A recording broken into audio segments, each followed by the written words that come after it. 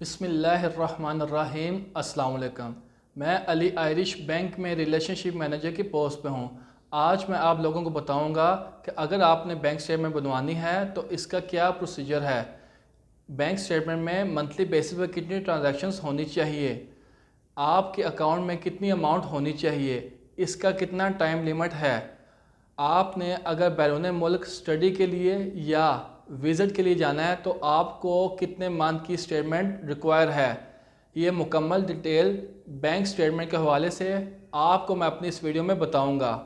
اگر آپ میرے چینل پہ نئے ہیں تو میرے چینل کو لائک کریں، سبسکرائب کریں۔ سب سے پہلا پوائنٹ، اگر آپ نے بینک سٹیٹمنٹ بنوانی ہے تو آپ کا کسی بھی بینک میں اکاؤنٹ ہونا ضروری ہے۔ سب سے پہلے آپ نے اپنا اکاؤنٹ کسی بھی بینک میں اوپن کروانا ہے۔ سیکنڈ پوائنٹ، اگر آپ کو بینک سٹیٹمنٹ چاہیے تو اس پہ منتھلی بیسس میں ٹرانزیکشن ہونی